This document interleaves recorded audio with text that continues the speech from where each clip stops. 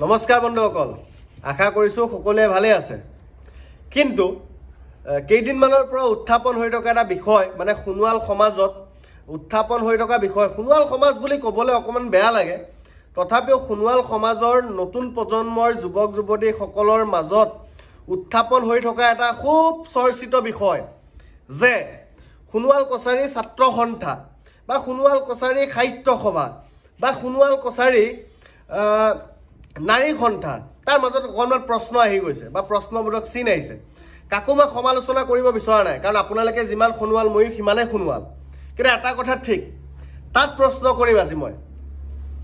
আমাৰ বহুতে জানে যে মিলন সোণোৱাল ডাঙৰীয়াই আমাৰ সোণোৱালৰ প্ৰতি বহুত বেছি অৱদান আছে, বহুত ক্ষেত্ৰত তেখেতে কাম কাজ কৰিছে, সোণোৱালৰ প্ৰতি বহুত বেছি ভাল ভাৱ আছে বা ভাল চিন্তাধাৰা আছে, তাত আমি নুই কৰিব নোৱাৰোঁ। কিন্তু এটা কথা ঠিক, প্ৰশ্ন এইটোত হৈ আছে যে প্ৰশান্ত শইকীয়া নামৰ ব্যক্তিজন কেনেকৈ সোণোৱাল সমাজত বা সোণোৱাল সমাজৰ জনজাতীয় চাৰ্টিফিকেট পালে, তাত প্ৰশ্ন আছে। মিলন সোণোৱাল ডাঙৰীয়াক সেইটো প্ৰশ্ন কৰিছোঁ। আৰু এটা কথা ঠিক, আপোনালোকে যিটো ভুল কৰি থৈ গ'ল, সেই ভুলৰ আমি সদায় ভুল কৰি থাকিব নোৱাৰোঁ, বা আপোনালোকে যিখিনি ভুল কৰি থৈ গ'ল সেইখিনিকে আমি সদায় শুদ্ধ কৰি থাকিব নোৱাৰোঁ। কাৰণ আমাৰ জাতিটোৰ প্ৰতি আমাৰো দায়িত্ব আছে। মিলন সোণোৱাল ডাঙৰীয়াৰ বা দীপুৰঞ্জন মাৰ্কাৰী ডাঙৰীয়াৰ বা টংকেশ্বৰ সোণোৱাল ডাঙৰীয়াৰ যিমান দায়িত্ব আছে, মই এজন সোণোৱাল, মোৰো দায়িত্ব আছে। কিন্তু মই এটা প্ৰত্যাহ্বান জনাইছোঁ আপোনালোকে নিজৰ মা ভণ্টি ককাইক ভাইক আপোনালোকে বেছি কেতিয়াবা খাব পাৰিবনে? প্ৰশ্ন কৰোঁ, বেছি খাব পাৰিবনে? মইতো নোৱাৰোঁ, কাৰণ মই জিতেন সোণোৱাল, মই সোণোৱাল হয়, মোৰ স্বাভিমান আছে, মোৰ জাতিটোৰ প্ৰতি ভাল পোৱা আছে। মই খাব নোৱাৰোঁ, মোৰ মা দেউতা, মোৰ আই মাতৃ, মোৰ পিতাইক মই বেছি খাব নোৱাৰোঁ। কিন্তু আপোনালোকে পাৰিবনে? আপোনালোকেও নোৱাৰে। কিন্তু আপোনালোকে ভুল ক'ত কৰি আছে জানেনে? আপোনালোকে জাতিটোক বেছি খাই আছে। ক'ত খাই আছে জানেনে? আজি প্ৰশান্ত শইকীয়া নামটো কিয় উচ্চাৰণ হৈছে? আজি সোণোৱাল কছাৰী সাহিত্য সভাত আৰু ডাঙৰ নেতা নাছিল নে? আৰু ডাঙৰ মানে কি কৰে, বুদ্ধিজীৱী নাছিল নে? চিন্তাবিদ নাছিল নে? ভাল মানুহ নাছিল নে? যে সেই দায়িত্ব পালন কৰিব পৰা কেপাচিটি থকাটো বা সেই দায়িত্ব পালন কৰিব পৰাটো আপোনালোকে সেই মানুহজনক প্ৰমাণ পত্ৰ দিলে। কিন্তু এটা কথা ঠিক, মিলন সোণোৱাল ডাঙৰীয়াক মই ভুলটো কমেই, কিন্তু আপোনালোকে ভুল কৰিছিল হয়, কিন্তু আপোনালোকৰ শুধৰাব পৰা কেপাচিটি থাকিব লাগিব। মানে কি, চাওক, মই যদি ক'ৰবাত ভুল কৰিছিলোঁ তেন্তে ময়ো শুদ্ধ কৰি দিব পৰা এটা মোৰো কেপাচিটি থাকিব লাগিব। কিন্তু আপোনালোকে কিয় সেই বস্তুটো পৰা নাই, তাতে মোৰ প্ৰশ্ন। আৰু ট্ৰাইবেল সংঘৰ প্ৰত্যেকজন সদস্যক নমস্কাৰ জনাইছোঁ, হাতযোৰ কৰি কৈছোঁ। কিন্তু চাওক, আমাৰ ST এজনক আপোনালোকে যদি ট্ৰাইবেল চাৰ্টিফিকেটখন যদি বেচিবলৈ যায়, আপোনালোকে বেচিছে বুলি কোৱা নাই, কিন্তু আপোনালোকৰ সদস্যই যদি কোনোবাই বেচে, সেই চাৰ্টিফিকেট যদি ধোঁৱা চাঙত উঠাই থৈ দিয়ে, তেন্তে নতুন প্ৰজন্মই যুৱক হিচাপে আমি প্ৰশ্ন কৰিম নে নকৰিম? আপোনালোকে কওক, তাত ক'ৰবাত ভুল নেকি? সেইটো ভুল হ'ব নোৱাৰে।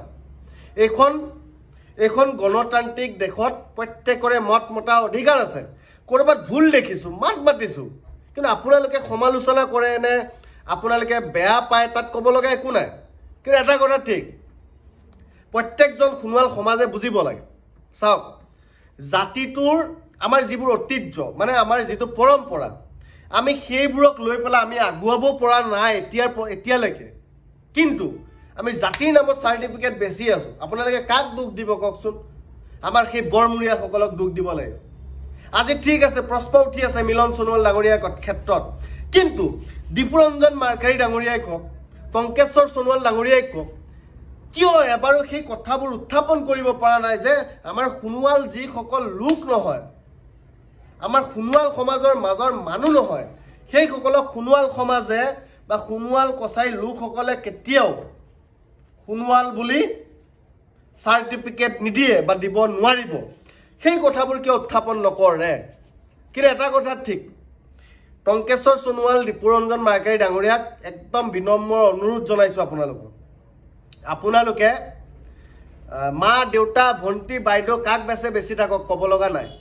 কিন্তু মোৰ জাতিটোৰ প্ৰতি দায়িত্ব আছে মোৰ মা দেউতা মোৰ ককাই ভাইকক মই বেচিব দিব নোৱাৰো জাতিটোক বেচিব নিব নোৱাৰো কাইলে যদি প্ৰশ্নৰ উত্থাপন হয় বা প্ৰশ্ন যদি কোনোবাই কৰে মই তাত উত্তৰ দিবলৈ মই প্ৰস্তুত কিন্তু আপোনালোকে ইমান জাতিটোক ভাল পায় ইমান জাতিটোক আপোনালোকে মৰম কৰে জাতিটোৰ প্ৰতি আপোনালোকৰ ইমান বেছি দায়িত্ব কিন্তু দীপুৰঞ্জন মাৰ্কাৰী ডাঙৰীয়াক কৈছো মই চ্যালেঞ্জ কৰিছো দীপুৰঞ্জন মাৰ্কাৰী ডাঙৰীয়াক টংকেশ্বৰ সোণোৱাল ডাঙৰীয়াক আৰু প্ৰশান্ত শইকীয়া ডাঙৰীয়াক আৰু দেৱানন্দ চেলেং ডাঙৰীয়াক মই চ্যালেঞ্জ কৰিছো আৰু নাৰী সন্থাক মই চ্যালেঞ্জ কৰিছো আপোনালোকে কক যে সোণোৱাল সমাজৰ এজন ব্যক্তিৰ কিডনি এটা বেয়া হৈ আছে বা কিডনিটো বিকলংগ হৈ আছে বা কিডনিটো বেয়া হৈ আছে সেই কিডনি দান কৰিব লাগে আমাৰ সোণোৱাল সমাজে চ্যালেঞ্জ কৰিছো আপোনালোকে 4-5 জন মানুহক ষ্টেজত ৰাজহুৱা ভাৱে কৈছো আপোনালোকক প্ৰত্যাহ্বান জনাইছো আপোনালোকে সেই কিডনি দান কৰিব নোৱাৰিব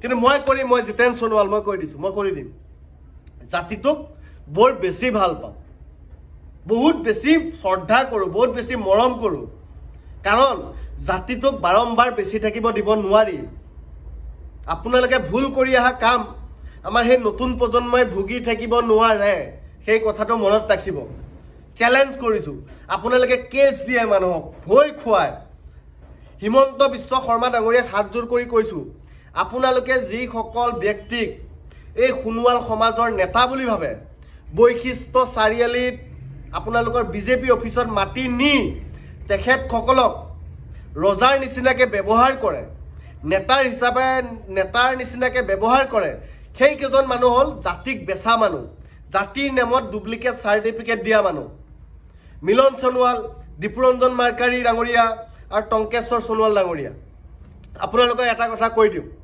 আপোনালোকে কি কৰিব প্ৰত্যেকৰে ভয় খুৱাই মানহানি কেছ দিব মই জিতেন সোণোৱাল আপোনালোকে মানহানি কেছ দিব যদি দম থাকে মানহানি কেছ কাক দিয়ে জানে টংকেশ্বৰ সোণোৱাল ডাঙৰীয়াক কৈছো দীপুৰঞ্জন মাৰ্কাৰী ডাঙৰীয়াক কৈছো আৰু মিলন সোণোৱাল ডাঙৰীয়া আৰু মই দেৱানন্দ চেলেং ডাঙৰীয়াক কৈছো প্ৰশ্ন কৰিছো আৰু নাৰী সন্থাক কৈছো মানহানি কেছ কাক দিয়ে জানে যাৰ মান আৰু ইজ্জত থাকিব কাৰোবাৰ নাৰ্ছিং ৰুমত মানুহ মৰি গ'ল পেচেণ্টৰ নামত পইচা লৈ ল'ল তাত মেনেজ কৰিবৰ কাৰণে কোনোবা স্কুটি লৈ আহি কোনোবা এক্সিডেণ্ট হ'ব নাৰী সন্থাৰ সদস্যই তাতকে লজ্জাজনক বিষয় একো নাই আমাৰ কাণ আছে আমি চকু আছে আমি দেখি আছো কিন্তু প্ৰত্যেকজন সোণোৱাল সমাজৰ যুৱক যুৱতীয়ে বহি নাথাকে নতুন প্ৰজন্মৰ যুৱক যুৱতীয়ে বহি নাথাকে কাইলে আপোনালোকৰ ল'ৰা ছোৱালীয়ে প্ৰশ্ন কৰিব মোৰ ভাইটি ভণ্টিয়ে মোক প্ৰশ্ন কৰিব যে দাদা আপোনালোকে এই কথাখিনিত আপোনালোকে কিয় মাত নামাতিল তেতিয়া আমি কি উত্তৰ দিম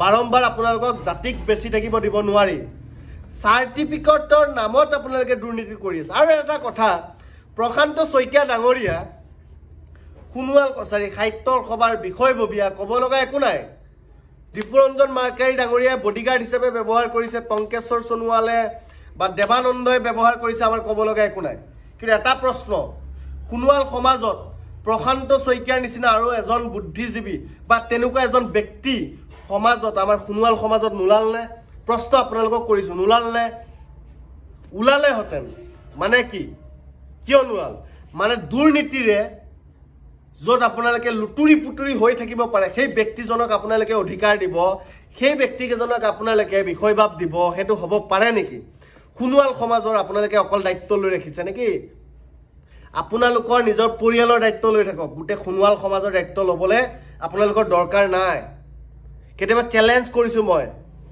মই সোণোৱাল হিচাপে গৌৰৱ কৰো মই প্ৰাউড ফিল কৰো কিন্তু মই ওবিসি সাৰ্টিফিকেট লৈ থকা নাই যিসকলে বেলেগতো সুবিধা লৈ আছে সোণোৱাল জাতিটোক লৈ সেই সাৰ্টিফিকেট লৈ চাকৰি কৰি আছে তাৰ লাইসেন্স দিবলৈ আপোনালোকৰ অধিকাৰ ক'ত ঠিক আছে মিলন সোণোৱাল ডাঙৰীয়া দিলে মই মানিছো প্ৰমাণ নাই কথা উত্থাপন হৈ আছে কৈ আছো প্ৰমাণ নাই প্ৰমাণ আহিব কিন্তু মিলন সোণোৱাল ডাঙৰীয়া প্ৰমাণ দিছে বুলি মই শুনিছো বা তেখেতে সাৰ্টিফিকেট দিলে মই ট্ৰাইবেল সংঘকো কেতিয়াবা প্ৰশ্ন কৰিম ভাইটি হিচাপে কিন্তু আৰু এটা কথা ঠিক তাত টংকেশ্বৰ সোণোৱাল ডাঙৰীয়াই দীপুৰঞ্জন মাৰ্কাৰী ডাঙৰীয়াই দেৱানন্দ সোণোৱাল ডাঙৰীয়াই এদিন নো প্ৰেছ মিট কৰি চ্যালেঞ্জ কিয় কৰিব নোৱাৰিল যে সোণোৱাল কছাৰী সাহিত্য সভাত বিষয়বাব লৈ থকা মানুহজন অনা সোণোৱাল বুলি তাত প্ৰশ্ন লাজ লাগিব লাগে আপোনালোকক আৰু ইয়াৰ পৰা হাত জোৰ কৰি মুখ্যমন্ত্ৰী হিমন্ত বিশ্ব শৰ্মা ডাঙৰীয়াক ইয়াৰ পৰা আপোনাক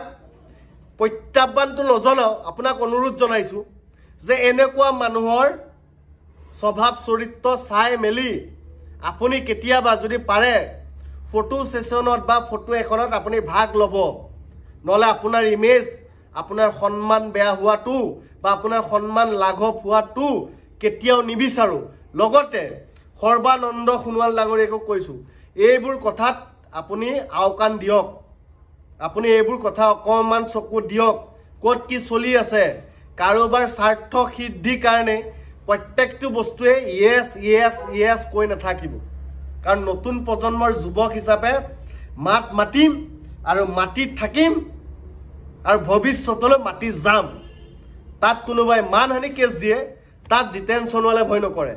মান সন্মান আৰু যাৰ যোনে দুৰ্নীতিৰে লুতুৰি পুতুৰি হৈ নাথাকিব, সি মানহানি কেছত সি ভয় কৰিব, মই নকৰোঁ। আই এম চেলেঞ্জ, মই জিতেন সোণোৱাল, মই প্ৰত্যেকজনক চেলেঞ্জ কৰিছোঁ। আৰু প্ৰত্যেকজন সোণোৱাল সমাজক কৈছোঁ, আপোনালোকে মাত মাতক, নহ'লে সোণোৱাল জাতি শেষ হৈ যাব। মই আপোনালোকক বিনম্ৰতাৰে মই হাত জোৰ কৰি আপোনালোকক অনুৰোধ কৰিছোঁ, সোণোৱাল ভাগ অলৰেডি হৈ গ'ল আৰু হ'বলৈ বাকী নাই। কিমান অনা সোণোৱাল আমাৰ মাজত সোমাই গ'ল, কিন্তু আমাৰ যিসকল ৰিয়েল সোণোৱাল সেইসকলক আজিলৈকে আমি সোণোৱাল ভাই বুলি আমি ক'ব পৰা নাই, আমি চাৰ্টিফিকেট দিব পৰা নাই। ইয়াতকৈ দুৰ্ভাগ্যজনক কথা আৰু একোৱে হ'ব নোৱাৰে জাতিটোৰ প্ৰতি। ধন্যবাদ। জয় আই অসম।